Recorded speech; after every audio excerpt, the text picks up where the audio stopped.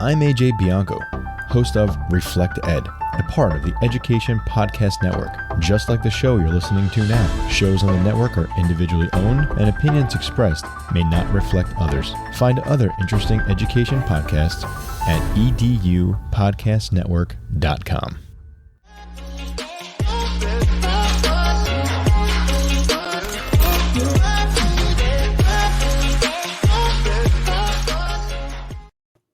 Hey everybody, welcome to My EdTech Live. Thank you so much for all of you that are joining us live right now. We are live on Facebook, Twitter, we're live on YouTube and Twitch. So just look for us, go to our website, MyEdTech Live or myedtech.life, and you can go ahead and check out our live show from there too as well.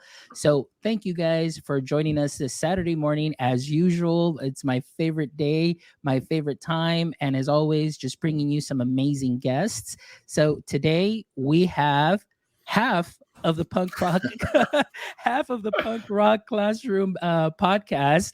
Mr. Mike Earnshaw is here today. Josh is out at Furnace Fest having some fun, taking pictures of shoes and eating some waffles, and so it's been great to watch him. So big shout out to Josh, who's having some fun this week. But I'm just really excited to be able to talk to now my new great friend Mike also as well, that we were able to connect couple of shows ago and talk about a new release that he has. He has a book coming out, or actually it already came out, called the EduCulture Cookbook. And today's conversation, guys, those of you that are watching, is going to be talking about classroom culture, school culture, and seeing things from that administrative standpoint. So as always, thankful for my great friend, Mike. Mike, how are you doing this morning? I'm good. I'm awesome. I'm super excited to be back too. It is kind of weird seeing like Josh out on his own little vacation with, you said, numerous shoe and carpet picks, and then I saw the waffles, a fast food waffle place. But yeah, so no, I'm great. I'm glad to be here. Yeah, you know, it was funny because I saw the intro and then I see that one shoe shot and I was like, oh man, Josh. I just thought about Josh right there about the shoes. But big shout out to my friend Josh. And Mike, I know we got on the chat a little early, you know, kind of 10 minutes, just kind of warming things up and everything. So I'm really excited about today's conversation, and most importantly too, just kind of an extension of what we talked about, you know, in the previous podcast when both of you were here talking a little bit about that school culture. So we'll get a little bit more into that as far as the skateboarding principle, you know, some of the things that you do to really pump up your campus as far as your staff and your students and even parents as they walk in. So I'm really excited about that. But just in case this is the first time that we have some new listeners and some new viewers, if you could just give us a little brief introduction and your context and education. Yeah, sure. My name is Mike Earnshaw. I am a father, husband, currently elementary school principal. I started my teaching career in 2004. Where I taught middle school English language arts. And I did that for maybe around 10 years. And then I'd gone back to school for educational administration because my current administrators at the time kind of told me it's going to open more doors for you. Because I'm like, I have no desire to become a school administrator at all. They're like, no, trust us. Like, we see qualities in you, and anyway, even if you don't want to be a principal, it's going to open more doors. So it's funny. I got married in 2007, came back from a honeymoon. All right, I'm going back to school, and that first semester, it's like the cliche saying like you can reach more kids than just your 25, 30, and I fell in love with it. So next couple of years did that, and then my courses, and then I became a middle school assistant principal. Did that for 2 years, and in the district I'm currently in, a elementary principalship opened up. Threw my hat in there after 2 years, not knowing if I was really ready, but I wanted my district to see that I want a desire to move up, and I got the position. And this is now my 8th year at that campus. So that's kind of me in a nutshell. That is awesome. But you know, like I love what you said, and just frankly, just being honest. I mean, just like I told myself, I never want to be a teacher, but here I am 16 years later. Mm-hmm. You never want to be an administrator, but here you are, and just doing a fine job, you know, in what you're doing on your campus. And you know, I think one thing that I want to, you know, highlight that you mentioned, and this was something that the conversation that I had with Josh Tovar last week. You know, you mentioned that some people saw that quality in you. Right. So let's talk a little bit about that, because I think that's something that's very important, and even more so now. And actually it's always been important, because oftentimes we personally ourselves may not see ourselves as maybe, or we don't see these qualities in ourselves. We don't see that we have those leadership skills or any other skill. But tell us a little bit about who it was that kind of approached you the first time as far as noticing some of these skills. Yeah. So when I taught, I guess you could say I kind of beat my own drum. Like I was a team player, obviously. You know, middle school we were set up in teams, and I've always been about relationships. So I knew, you know, everyone in the school. I had built relationships with everybody, staff wise, but I kind of would do things, you know, out of the box, like, you know, stuff that Dave Burgess put in Teach Like a Pirate. You know, I'm like, when that book came out, I'm kind of like, man, these are like the type of things I'm doing. Like, I'm not alone here. You know, when I was teaching, you know, argumentative writing, like we would set up my class as a courtroom, and everyone would have a role. We were debating between is the wolf or the three little pigs, you know, who's guilty here. So just doing these kind of out of the box activities. And, you know, I think sometimes some of my colleagues at the time when I taught kind of were very thrown off by that. And they're like, oh, he's just in there having fun with them and blah, blah, blah. But I was like, you know, I'm going to do my thing. Like, this is how I would want to learn as a kid. And my kids are learning.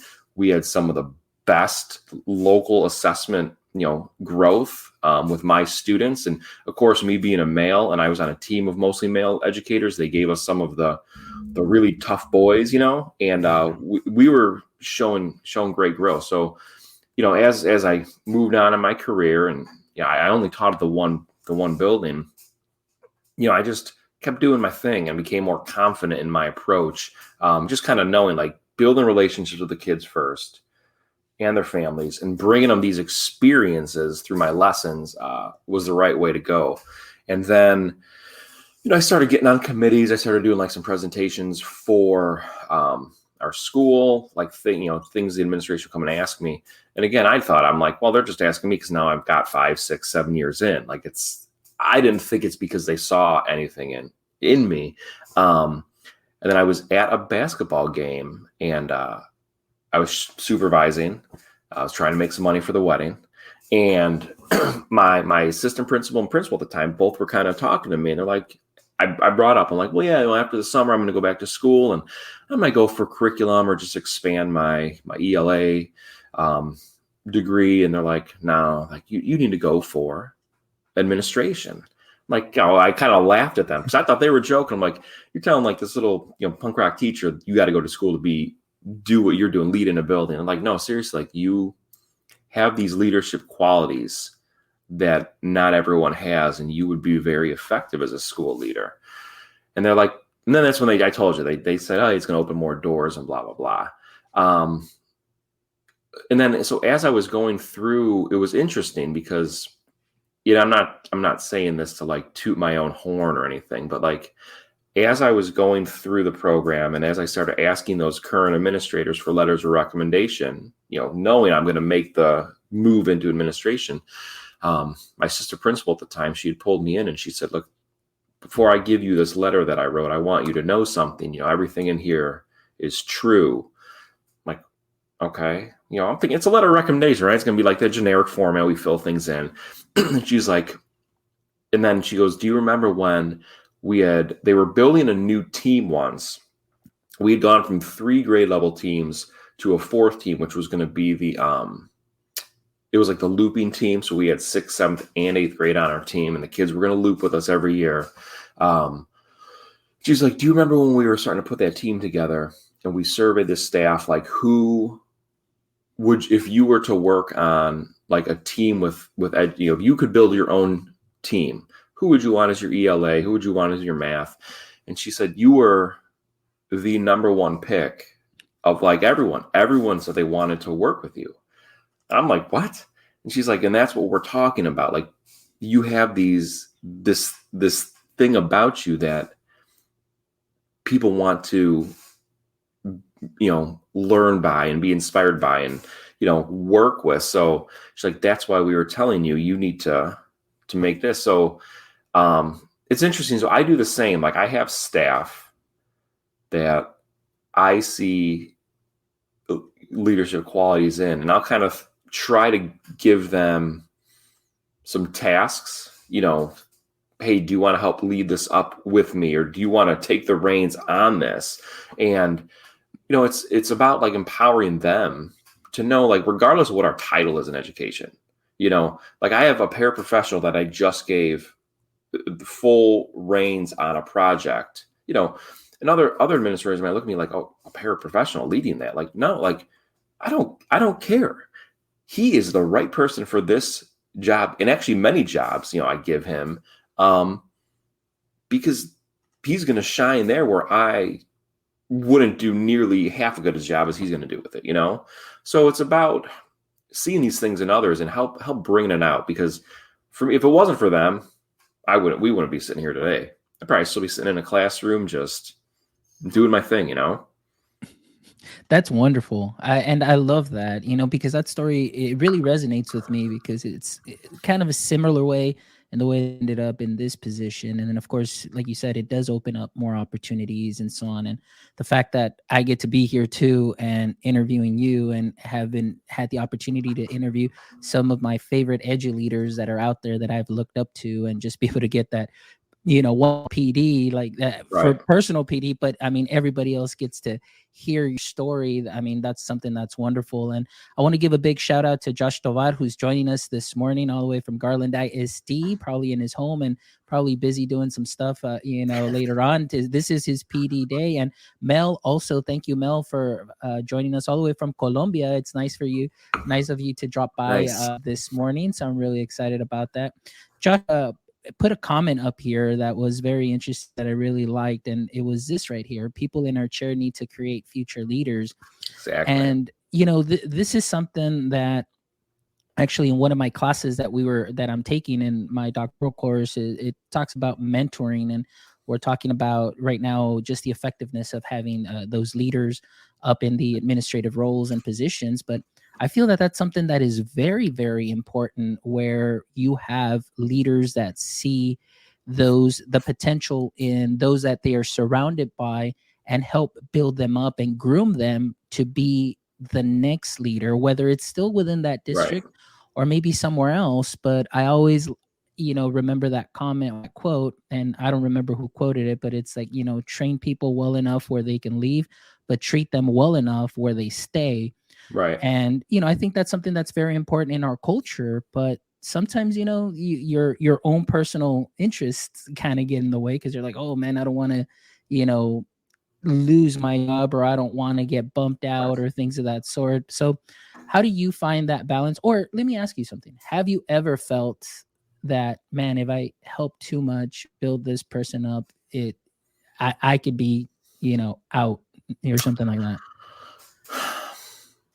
Yeah, I'm not gonna lie. Yeah, I have felt like that, especially not with staff, like not with the teaching staff, but sometimes with I've had probably, I think, 3 or 4 different assistant principals throughout my 8 years here, and my goal is always to, yes, they're the assistant, but we're a team. We're running this together. And many people, I don't aspire to just stop at being an assistant principal. Many people, like, you're going to do this, get some more experience, and then move and take over your own building, your own campus. And sometimes, after having someone for so many years, you start to think like once, they're comfortable and they just know the role. And I guess you kind of get in your head like, okay, are they going to start to overshadow me? And years ago, I had our former superintendent kind of brought that up to me in an evaluation, because I had an assistant principal and she was great and she was very strong. And she's now at her own campus and she's been there for a few years doing an amazing job. But I think that would be the only time. I mean, for the teachers, and even for the assistant principals, like I would never hold somebody back, because of me being afraid you're going to put me out. I mean, I feel like I've done enough and I'm constantly evolving and learning and trying to move our building forward, that I don't worry about. I mean, I focus on what's in front of me right now, what's in front of me in this building. What do we need to do? And how can we do it? Not how can I do it? Like, how am I going to get it? So like, how are we? So if I need my assistant principal, like, I need you to step up and you're going to do all this. Like she's going to do it and she's going to do a great job. And I'll support her in that if she's the leadership part in that role. But it's about, I mean, I heard at a conference a few years ago and I cannot remember who said it, what presenter said it, but basically a principal should want to work themselves out of a job. And that really struck me hard, because it's true. I should be able to not be at our campus and just know if I'm not there, this person's going to step up and handle this. You're going to step up and handle this. And I shouldn't need to be there to micromanage and tell you, hey, this is what we're going to do. And it's happened there's certain aspects that have happened like that. I have a teacher who has her administrative degree, and a few years back, we had lost an assistant principal mid-year, and she stepped up, gave up her plan time, gave up her lunchtime, and she was coming to the front office saying, hey, let me help you with any student discipline issues that have come up. What do you need, boss? Like what? So she had stepped up knowing she's got a background, and it's about empowering people. I mean, if we're holding others back because we're afraid of how others will perceive us as maybe being ineffective, I mean, that's not going to help anyone. That's definitely not going to help our students. And that's why we're here. We're here for them. Yeah, no, I agree with you. And I think one thing that you hit on, though, too, is that you as a principal, I mean, you're not stagnant. You're like you said, it's very important to be ever evolving. So you're continually growing too as well. And as you're helping build others, it's not, okay, well, I'm set, I'm done, I already have all this down. And I think that's where some of the problem may be, when people keep doing the exact same thing and there's no change. Then that's, I think, where they get in their head like, oh, I'm going to get passed up here. Well, let it be. You might be. Yeah. And I said, let it be like a reflection piece. Like you always look at yourself and say, okay, what are some things that I can still keep improving on and better my practice and continually growing? And I think that's what drives me too. It's like, I just want to learn. There was a comment on Twitter from a great friend of mine who does IT also. And he's like, oh man, I'm almost done with my dissertation and, getting his doctorate and everything. And I told him, I was like, dude, I'm already thinking of what I'm going to sign up for in the next 2 years once I'm done, because I just can't find myself not doing something or continuing my education. Right. So, but yeah, I think that's something that's great. Now, let me ask you, because I didn't get to ask Josh this question, but you and being in the principal seat, and before we get into the culture stuff, but I'm curious for yourself, what is it that you do personally to continue to sharpen your skills? I know that you're very busy. You're running a campus. You're a family man. You've got your wife and your kids. But what do you do to continue to sharpen your skills as an administrator? Yeah, well, number one, hands down, and this was the game changer for me back in 2018, getting active on social media. Like I had gone to NAESP when it was in Chicago, not the summer we just had. Obviously, this was I think 2018.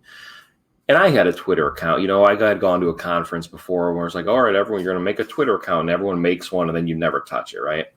And so everyone there, I'm like, okay, everyone's talking about Twitter, everything. I'm like, let me figure it out. And once I started connecting with these educators and seeing like, oh man, like this administrator's running his building like this, like why can't I do that too? Like, why do I think I have to do the stereotypical admin role? And just being connected with all of them is number one. I know some people don't like Twitter, so maybe it's Instagram, maybe it's Facebook, whatever it is. You got to get connected with people outside of your campus, your district. Number two, like going to as many conferences as I can, which, you know, I know will take me out of the building, but I think it's important to always just learn new things going on, or just hearing something, maybe that's not even new, but hearing it from a different perspective, you know, hearing it from a different voice. And then I try to read as much as I can. I'm not going to lie, this year's been hard because by the time I sit down in bed, usually when I would read before I go to bed, I'm just exhausted. But I read a lot of educational books, but I also try to read a lot of books about leadership that aren't from the education world, you know? So I'm trying to read Extreme Ownership by Jocko Willink and Leif Babin. And so far, I mean, they take their Navy SEALs experience of leading them and then tie it into, you know, whether it be business or whatever field they're in, like you can take these key components and just trying to soak up as much knowledge as I can, you know? So that's kind of how I kind of keep myself fresh. I mean, the number one though, you got to get connected with people. I mean, maybe it's the town over, even maybe you don't want to be on social media. Reach out to that district 15 miles down the road, go out for breakfast or coffee once a month and just share some stories, bounce ideas off of each other, because that's what's going to help you grow when you see these other perspectives. Yeah. And see, and that's a great thing that you do also as well, and other educators such as myself and everybody that's here. I know Joshua is a big proponent on that. I mean, right now he put a comment up right here. It says, if you're not on social media, you still rent your movies at Blockbuster and buy your pants at Montgomery Ward's. I haven't heard Montgomery Ward's in years. Neither have I. That actually, Montgomery Ward's is where I bought my very first, it was a combo like record player / tape deck. Yeah. And my first Discman, that's where I bought that. That was many moons ago, so I'm dating myself there. But here Mel says, power of connections, better together. I agree, Mel, 100%. And, you know, your story also was very similar to my great friend, AJ Bianco, who also turned from teacher to administrator. And I call him the teacher strater because he still has that heart of the teacher, like where he misses the classroom, but now he knows a different role. He mentioned the same thing that you said, you know, I wasn't happy with what I was doing. I thought I can give more. And he got connected to social media, started following wonderful education leaders. And his quote right there to that clip that I put, it says, I morphed, I changed into now what I want to be. And now he says, I want to share that with my teachers now. Yeah. You know, so that's something that's so important, because as you are taking this in, this is what you're giving out too as well. And so it kind of ties in together with your job and everything. So I'm really excited about that, and just to hear how you train yourself up and keep yourself current. So let's talk a little bit now. I know the book, I definitely want to get into that, you know, transforming classroom and school culture, the Edu Cookbook. Really excited about that. Tell us a little bit about that and just the inspiration behind all of that. How did that start? So, one, with my ELA background, I've always wanted to write a book. I always thought I would write a fiction style book. That's always what I thought I would do. And I started blogging a few years ago, but like none of my blogs ever had like a theme. You know, I'd write about, you know, one aspect of education, or not even education, just whatever was on my mind this day. And then the next day was something completely out in left field.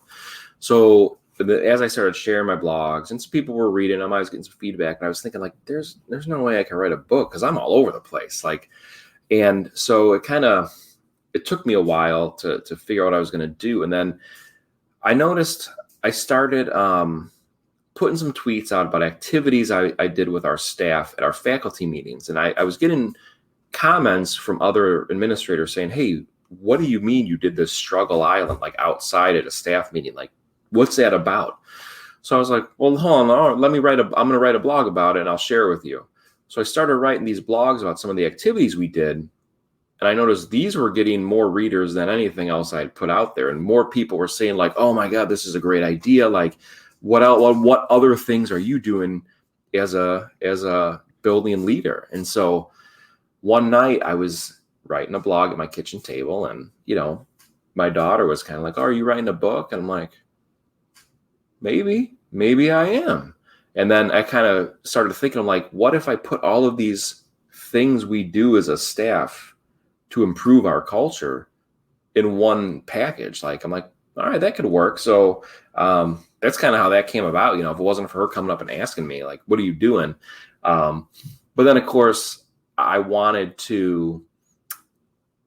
want to just basically have a book of like my blogs, you know, like, so I'm thinking, what can kind of set it apart? You know, what can, if I were to pick up a book, any book in education, like, the problem I have found, I'm sure you have, and I'm sure everyone else has, you read something, you make your highlights, you put your Post-its in there, you write in the margins, and then you put it on your shelf, right? And then 6 months down the road, you're like, oh, I remember reading this in so-and-so's book, and you go to pull it out, and you can't find it. You're like, I thought it was chapter 4. Then you kind of, you either find it or you kind of just give up and you put it back on the shelf. So I was talking to my wife one day, and when I was kind of starting to write the bulk of the book, like the chapters, these stories of what we've done. And my wife's like, what if you make it like a cookbook? Like, what do you mean? She's like, well, you know, like a cookbook, they have like a description of the recipe. That's like your story. And then at the end of each chapter, you have like your recipe card. And I'm like, oh my God, that's a great idea. So I started toying around with it. And so like I got a copy of the book. I don't know how good it will come out, but like, so it's got the story. And then at the end, there is, of each chapter, page like this. It's like a recipe card. Tells you what you need to do, the ingredients, the prep time. And then I got a little picture of something we did. It's one of my teachers playing football in the hallway with some boys. And then it kind of breaks down the activity I just mentioned in the story portion. Then you'll see there was a QR code on there. And that's because no one's just going to walk around carrying my book with them at all times. So you can scan that QR code and it'll take you to a web page that has a digital version of it. So you can save it on your phone. Then you've got it all time. So I figured this is an easy way to reference back. Oh, Earnshaw talked about, you know, this popsicles for breakfast thing. Well, what was he mentioning? You go back to the recipe card. You don't got to reread my whole chapter. It'd be great if you did. You don't have to. And you can look at the card and be like, oh, yeah. It kind of just breaks it down right there. So that was kind of how we came about it. But like the stories, I'm not into, I don't want to say I'm not into, but like research and, you know, citing different, you know, articles and things here. I mean, there's a place for that in education. Yes, we need that. But for me, I said my background. So the way I kind of wrote, and I've been told it's kind of like Tarantino-esque. You know, you watch a Quentin Tarantino movie and it kind of jumps around. Like that's kind of how my stories go. Like I kind of will start here, and then all of a sudden we do a transition to like a flashback of maybe when I was a kid, and then it switches back to education now and kind of how that's all played a role. So it's I've been told from some of the reviews on Amazon and from people who've read it, like it's entertaining. Like you want to know what's going on, but then also like there's these, it's so practical that you can put these things that we have done in place literally tomorrow. And that kind of comes back from my, you know, the punk rock background with Josh and I. Like, I don't want to have to do something that I need to plan out and purchase things and get ready. Like, no, we're going to do this next hour with my staff or the students or whoever. So If that makes sense. Yeah, no. It makes perfect sense, and I love it. And one thing that really strikes me is I just love the way that you said you make those connections. It's like, look, right here, this is me as an administrator speaking to you of what's working with me, but this was me back in the day, and and you're making those connections. And I think that's so important that you're making it relatable. Like, and that's something Right. that I love that we just had that conversation. And in the last couple of podcasts, it seems to be coming up where you're taking things from either where you came from, it like myself, industry background coming in, and how those skills can also transition very well into education. And it's really played a big role in what I've done and my success in the classroom and, the successes that I've had now. But for yourself too, also hearing this, we can draw so much from our background of Oh who yeah. we truly are and apply it to the now, the here and now, and share that with others. And I really love that concept of the book. And also, it's kind of like what you're saying with AJ, how he's still a teacher at heart. I think every administrator, no matter how high up the ladder you climb, you should always still have that educator's mindset. So that's kind of what the book is about. When I lead a staff meeting, many times there's no PowerPoint, there's no handouts. Those things can be sent out in emails. Like we were talking before the show, those can be emails you can read on your own, right? So I look at it as, and I've told you this before, in our district, contractually, we have to have an hour-long faculty meeting once a month. Every month we have to. So right there, teachers are forced to come. Many times after teaching all day long, nobody wants to really sit for another hour and listen to a bullet point or a PowerPoint or whatever. So I look at it as, this is my time to engage my staff. This is my time we're going to problem solve. We're going to collaborate. And for me, going back to when I was a teacher and I had my kids up and moving and hands-on, why should a staff meeting be any different than that? Like, we want to get up. We want to move around. We need to be active, especially after teaching all day long. And so these are some of the activities that we've done, like flipping flapjacks. When I took them into the gym and they all had to grab a piece of butcher paper and they got in their own teams. I said, you have to make a team of one person represented from every grade level and department. Stand on it. I said, okay, now your goal is you need to flip this paper over without anybody touching the actual floor. And they're like, what? I'm like, yeah, that's the goal. Like, they're like, that's what we're doing for our faculty meeting. I'm like, exactly, that's what we're doing for our faculty meeting. And then they, the thing was, every group had a different approach. And when we got down, like I think there was 5 teams or 6 teams, and the first 3 would get a prize. The last 2 or 3 did not. But when they were down to those last 3, nobody quit. And everyone who was already done started cheering them on and trying to encourage them, like, hey, try it this way. Not telling them do what we did, but looking at their approach and saying, okay, this is what you guys are already focused on. Here's your approach to this. Why don't you try doing it this way? And so then everyone finished. I gave out the prizes. And if you are ever at my campus, the prizes are things like, hey, all right, second place, you get a high five. Third place, you get so I usually give like the best prize to like the last team. So third place, you get jeans pass. First place, you guys get hugs, which, well, that was pre-COVID, not anymore, right? But so the thing was, Fonz, after we did this, everyone's in a good mood. We're laughing. We're enjoying each other's company. How does this relate to the classroom? Because every kid's got a different way to learn. Not every kid learns the exact same way. Not every kid's going to approach things the same way. So we talked about opening our eyes to knowing these different approaches and learning styles for our kids. And, I guess I kind of approach our staff meetings as like professional. They're not staff meetings. They're more professional development for us. And that's just one example. And that's one of my favorite ones because it was the last thing we were able to do before we left for COVID in March 2020. But yeah, just things like that well, how is that not an effective staff meeting? You can't argue that it's not, you know? So that's kind of like my approach to what we do. But I love it. I mean, it's team building, and the thing that you hit on too, you're seeing everybody through a different lens, how they work, how they process. And for me, that's always been huge for my students when being in the classroom is the thought process. It's like there's many ways to solve a problem, but I'm always curious, like, how did they approach it? Right. And how could that be effective? How did they approach it? And how is that effective? And what if you combine these two? How much more effective would that be? And you're building that sense of community. You're having fun. The teachers are kind of just getting a brain break, you know, also as well. But I mean, there's so much that's going on in that activity. Now, I know the title of the book is the EduCulture Cookbook. And I know you mentioned in the previous podcast when you came up, when you were on, that you were actually working as a cook.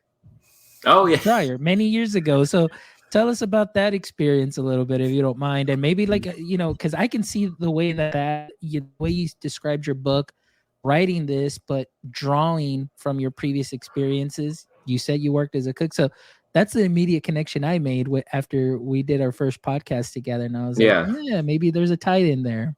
Well, there is. If I didn't go into education, I would have went to culinary school. Like I loved. So again, this ties back to someone seeing something in me. So I was a busboy at a Knights of Columbus. And we had a waitress there who also worked at this local bar and grill in town. And she's like, hey, we're looking for a dishwasher. So a couple of us were like, well, let's split it. We all don't want to work full time, you know, well, not full time, but in high school, you know, whatever, couple days a week as a dishwasher. So we split it up. And then that turned into another thing. We all kind of left the Knights Columbus because we realized there was better money at the bar and grill, you know, the local bar. And so we all picked up some more hours, and I was a dishwasher for a while. And people there, the boss, the head cook, like, hey, we're going to move you up to like soup and salad. That was basically the prep guy. You know, I'm like, oh, I don't know. Like, you sure? I kind of like just washing dishes. I'm just doing my own thing, and that's it. I'm like, no. It's time you move up. And long story, you know, but I'm going to make it short. Eventually I become the top line cook. And, you know, just trained through there.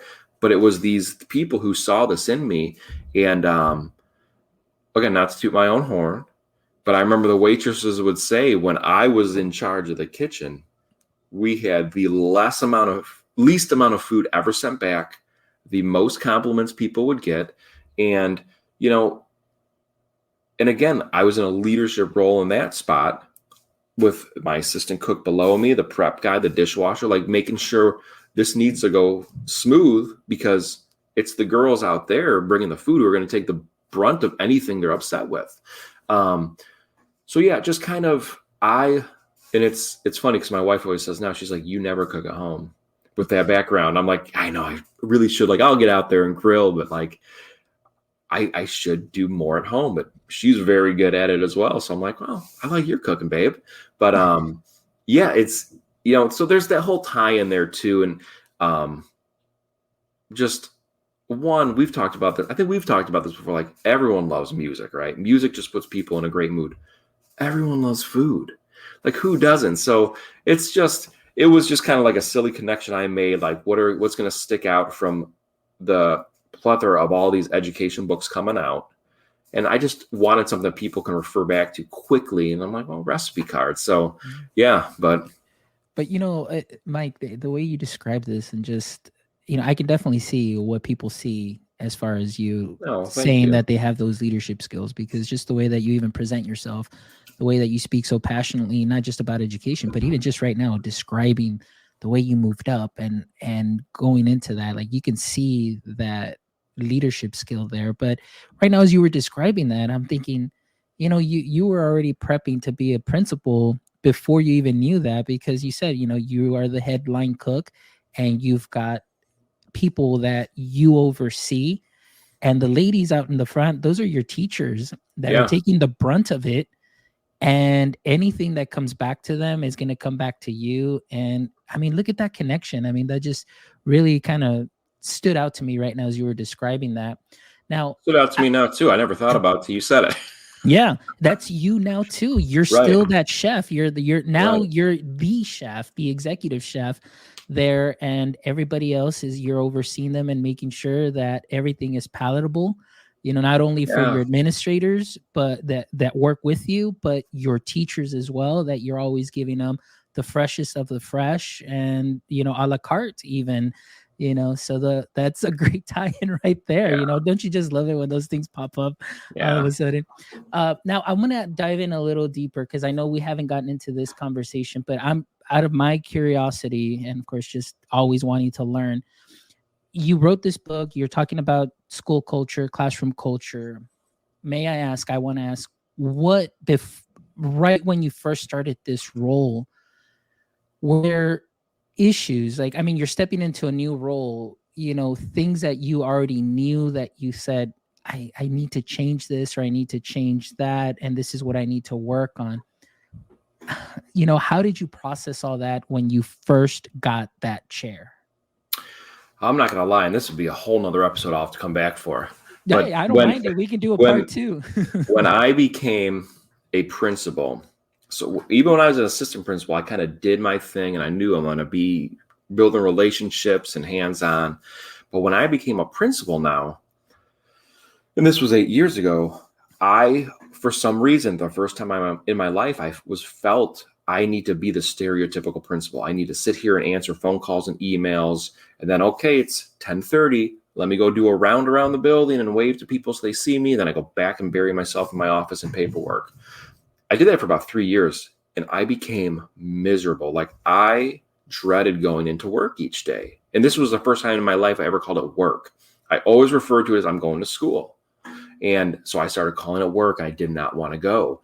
And so that was the summer that I went to NAESP. I believe it was 2017 or 2018. And that was the summer I mentioned earlier. I got connected on Twitter and I started seeing all these amazing educators. Like that was when I saw Hamish Brewer before he was Hamish Brewer, like he had a packed room because he had gained some momentum, but there was no book out, anything. And I'm like, this guy's doing what I want to do.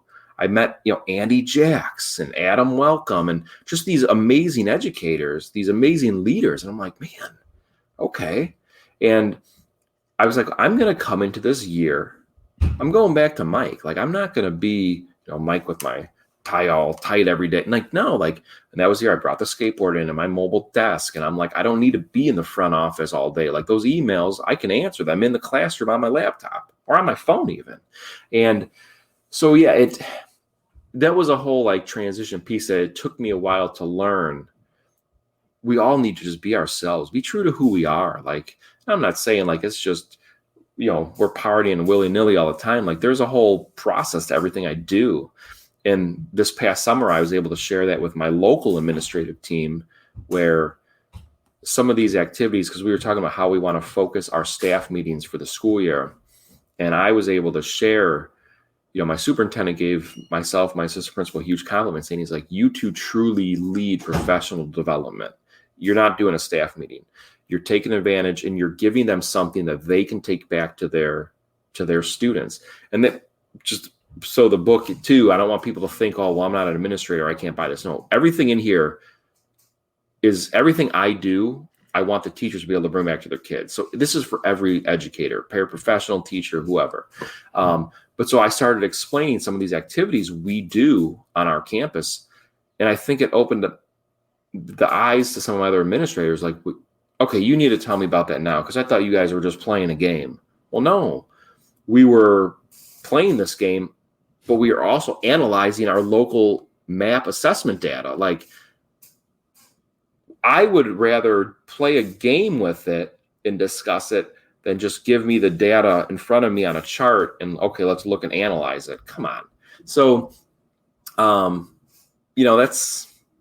it's nice to see, we should be having fun in education. We should all want to be there. We should all want to be at a staff meeting after school. So I think I kind of answered your question and kind of went on my own tangent. So I apologize. No, it's all good because I mean, like you said, you're just being honest. You're speaking about your experience, and that's what the show is all about. Just amplifying, telling your story, and it really helps me too in seeing things in a different way and understanding what it's like to be on that chair, and making those decisions and being at the top, and how important it is to really listen to your staff and check that climate within your school and so on. So, tell us a little bit about that. I know we kind of hit that on the previous episode, when we had Josh out here also and everything. But if you can just expand a little bit more, coming back face to face, what was the climate like? How did you kind of make those adjustments to? I don't want to say bring back things to a norm or normal because there is no normal, but just to kind of put things back together, I guess. Yeah. So I realized last year I am not an effective virtual administrator, and I've admitted that to my staff. I hated working from home. I hated not being face to face with people. Like, that's not my strong suit. So there was things I needed to learn. But this year, we all came back. All of our staff's back. All of our students are back.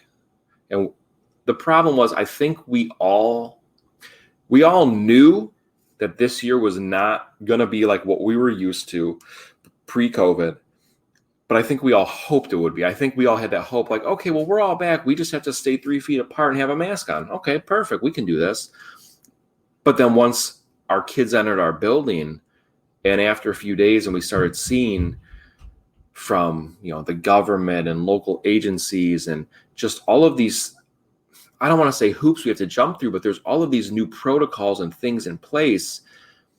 It was very overwhelming. It still is. And, Todd Whitaker has always said when the school principal sneezes, the entire school catches a cold.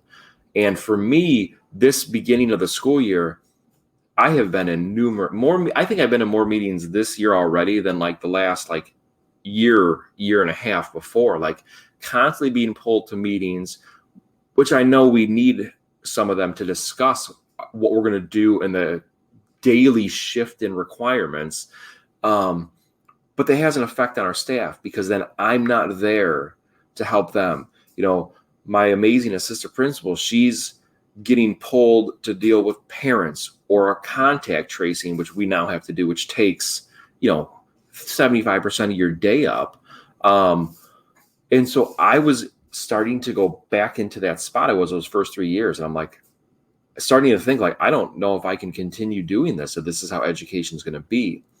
And, I got to give a shout out to Jeff Kubiak, one of my best friends. Jeff wrote the foreword for my book. And he's like, dude, read your own book. He's like, you are the edu chef. Read your book. And so I kind of skimmed through it a little bit, and I was going through some of the chapters, and I just kind of realized I'm like, I'm not being me again. And that's the problem. So yes, I know there's meetings to do and whatnot, but when I'm on my campus, I got to get the music back out there. I'm in the park. I got to get back out in the parking lot. I can't make these excuses like, oh, let me handle this. And okay, they've got the parking lot handle. I'll work on this morning. No, that's what makes me happy. Being out there, greeting families and students with I got my rock blocker plus blaring Kids Bop, and, they're coming in, everyone's saying hi. And then you get in the building, I'm back in the classrooms. I got my skateboard with me again. I got the mobile desk, and it's just, I could tell this past week, the vibe, not that he even addressed anything, but just the vibe is going back up. And I think, too, we're at the point where I think teachers have, not just teachers, all of us have realized, okay, this is kind of how this year is. We can control what's in our classroom. We can control what's in our building.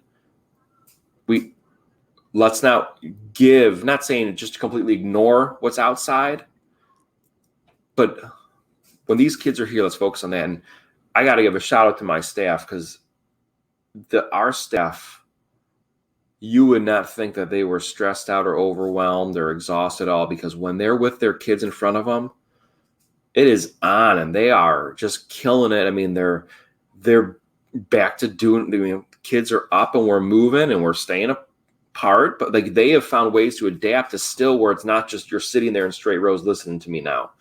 It's a pandemic, but we can still be safe and still make learning fun and make people want to be there. So again, I think I went on my other tangent, but when you ask me these questions and I get all passionate about what we're talking about, you know? Hey man, you and I are very similar in this. Like I can go on and I think oftentimes that's why I don't get invited to a lot of podcasts, because when I do get to share my story, I can talk on and on Right. and on. But you know, I love this because, you know, I never thought, and I'm not saying this and I'm not putting this out there publicly or anything like that, but in my mind, I was like, you know, they always told me, it's like, hey man, like, don't you ever want to be a principal? I was like, no, I never do, never. But the more I kind of start, you know, listening to you and listening to other administrators like Josh Tovar and the guys that do Unlock the Middle, I was like, man, I can relate to them. Like I'm like them. And, you know, I'm not saying like, you know, I would be awesome, but I'm just saying I have those very same ideas too, and all of these things. And then I'm like, well, okay, just slow down. Let me just finish what my school first. And who knows, maybe that'll be the next thing I sign up for. I don't know, but it's just things that I love. Now, since we're kind of rounding out the show, we've got about 10 minutes left. So we're going to start off with, I don't know, I want a little bit more lighthearted questions, you know, just to have some fun and just to kind of lighten the mood as we get ready to start wrapping up. And I know the last time I asked you what your EduKryptonite was, and you said data.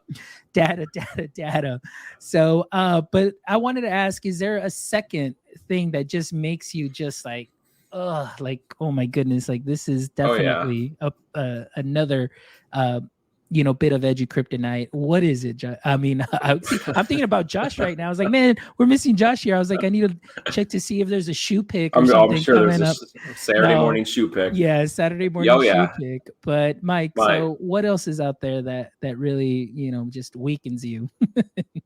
Meetings to just have meetings sometimes. We've all been in one where we're just sitting there, we're like, this could have been a phone call in 5-10 minutes and been done. This could have been an email. And for me, it's just, I think the more I'm away from the kids, that's what kind of really gets to me. So I hate, like I said, there's meetings that I love and that we need to do, like when I get together with my fellow principals and we're just like knowing we're all on the same page and what can we do to move forward? How can we support each other? How can we support our staff and students? But then there's sometimes, you know, and I love when our entire district administration comes together. But let's face it, there's some times when we're all sitting in a meeting, even if it's with the groups we love, and it's kind of like, oh man, we're still talking about this topic? Like, let's go. We got things to do. We get kids waiting on us. So I'd have to say meetings are my number 2. Nice. All right. So we've got data being number 1, meetings number 2. Awesome. Now, let me ask you something. Are you a planner or are you just completely spontaneous? Believe it or not, Josh and I talked about this on an episode before. I think it was season 2, maybe even season 1. It was a long time ago. But, you know, I am a planner, but I don't have it where it's, here's my lesson plan book, bullet point down, step A, B, C, D, E. Like my plans are more like, okay, where's my Post-it? I'm going to jot things down, put it here. I'm going to type it like couple things into my Evernote. For me, I've always been this way too. You know, even when I was in college, you know, in my writing courses, I would sit there and plan things in my head, if that makes sense. Like before I had to write my essay or a report, I never jotted things down. And everyone's like, you're procrastinating. It's due in 2 days. You haven't started. I'm like, no, I've got it up here. And then when I would sit down, and once I start writing, it just would flow, you know, it flows out because it was up here. So I think a lot of my approach, you know, to what I do as a building leader is similar to that. For some of these activities, like that I mentioned in the book, like there were things, I kind of jotted down on index cards or Post-its, so I knew here's what I need to touch on. But Awesome. yeah, It's like kind of like a hybrid. And I'm very much the same way. Like, and you mentioned procrastination. I was like, my motto has always been procrastinate later. I'm one of those, but I don't know what it is. I just like to, I feel like I work better under pressure, and like I get a heightened sense of alertness, and I'm just boom, ready to go. Like when I laser need to. focus when you need to be. Yeah, exactly. And that's the way that I've always been. But I like what you said. I can relate to that when I'm about to do a project or write a blog or anything. Like I'm planning it out in my head, and then immediately once I get to typing, it's just like woof, it just all flows out. And I think it makes it more organic. Like when Josh and I record our podcast, season 1, and this is before we talked about that. Him and I have never met face to face. Before we really knew each other, we had like a script that we would both have up on our computer, and we would try, like Josh was in red, I was in blue, like we would try to do it. But eventually we said, look, man, let's just, we did an episode, we're like, let's just talk about, this is our topic. And that's what we felt we started to get our flow going, because it's, when something is too scripted out or too planned out, it doesn't feel real or authentic, you know? Yes. And then people don't buy into it. They don't see through it. And it's just kind of like, okay, let's go through the motions and get this done. So. Yeah, no, I agree with you 100%. I have friends that have approached me, and they're like, hey, man, so like you just do your show. And, you know, like now, actually, it wasn't until maybe about 30 shows ago that I was like, okay, now let me put some questions on here to lead the conversation. Because before that, I was just getting the hang of it, and just, but still, even then, like I didn't even ask you anything I wanted to ask, because everything was just organic and just flowing based on the conversation. And it's honest and authentic. And then they asked me, it's like, so you just download your stuff and put it up? I was like, yeah, dude, I don't process anything, because I don't know. I just want it to be authentic. If there's a little, you know, noise here, or a little click there, this, dude, it's life. What? It's life. So what? It's about content. No one's keeping score. No one's saying like, oh, it's like, hey, it's about the content and the conversation. So anyway, but let me ask you also, what do you do to get out of your own head? Oh, that's a good one.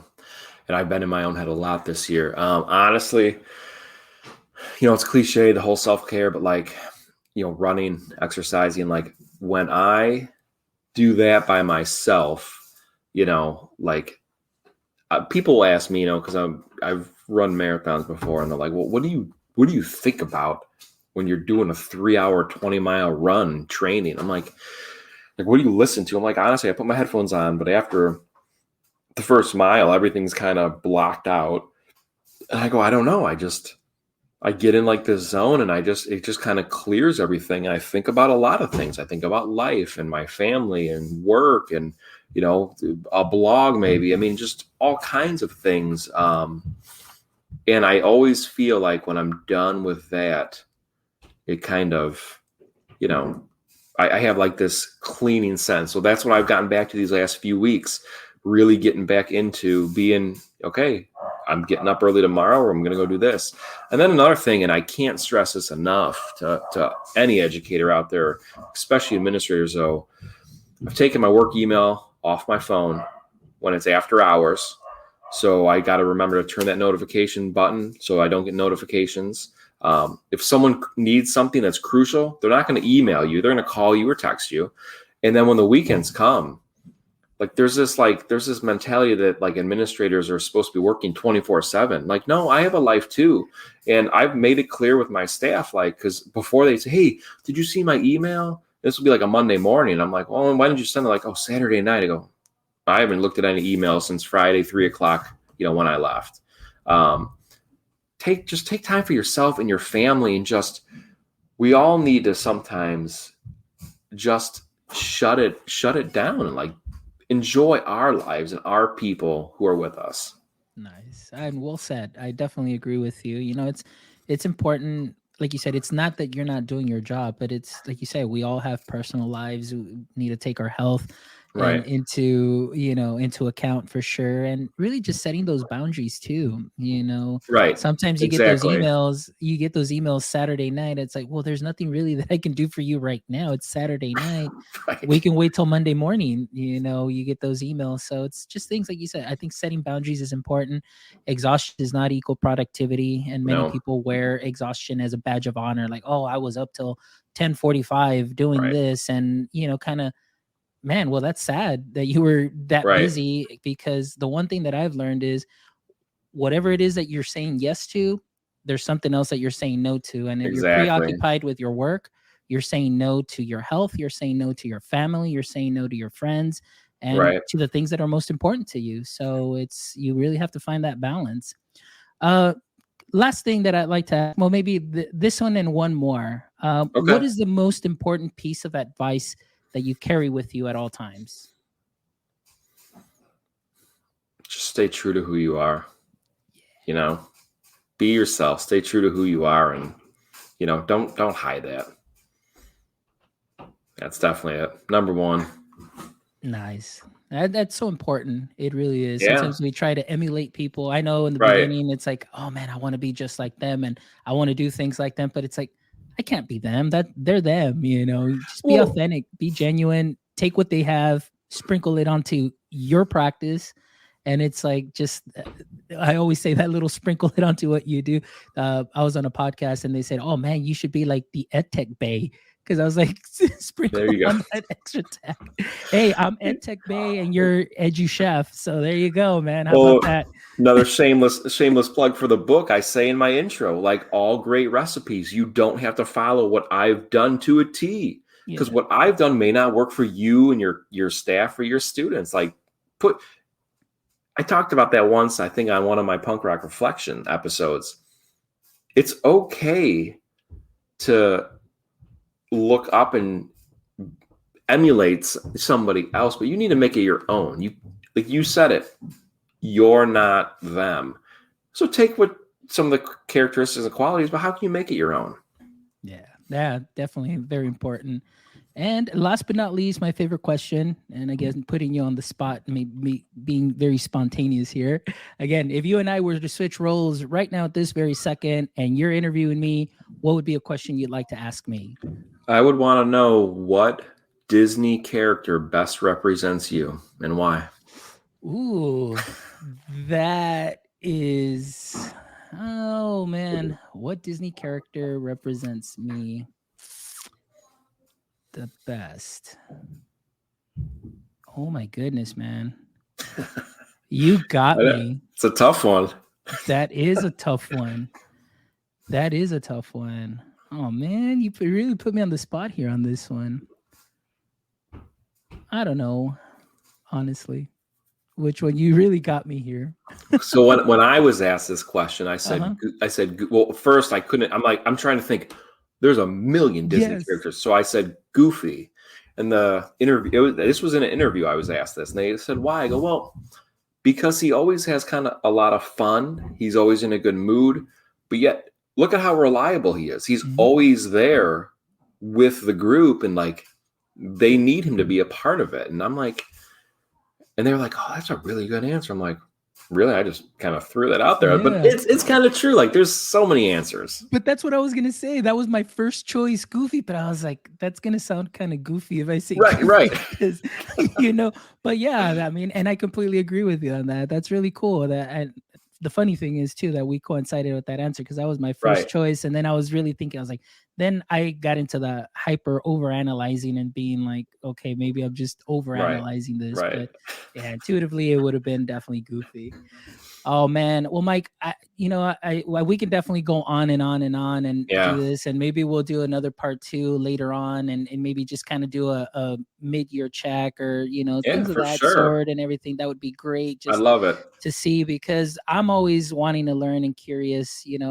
As I'm thinking more about administrators and professional development and things of that sort. Always just looking for people that are practitioners that are doing amazing things within professional development on their staff, changing school culture, making just a wonderful imprint in their lives and the lives of the students and of the learning community. So we'll definitely do a follow-up, but I really appreciate your time.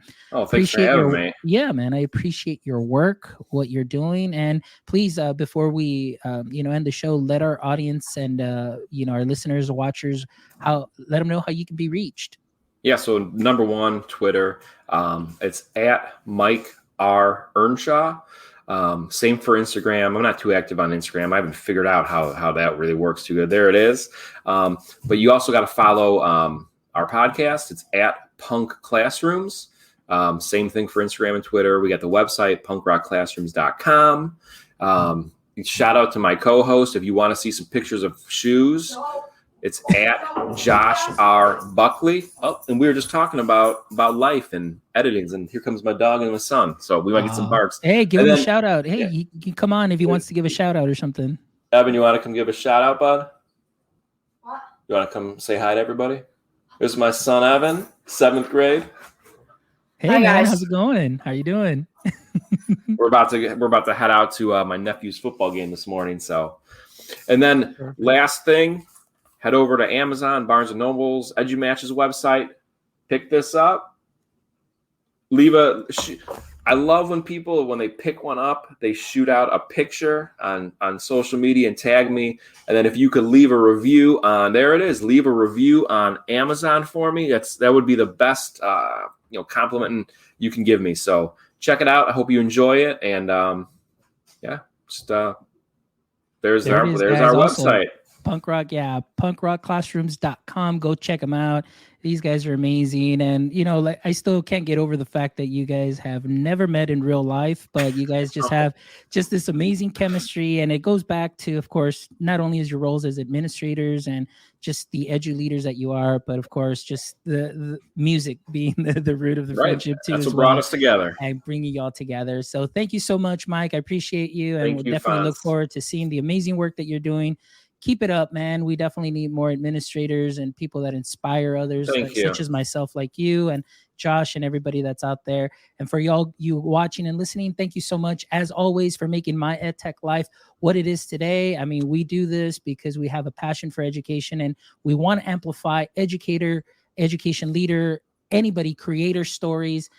If you're interested in being a guest, please make sure you head out to our website. Go to myedtech.life.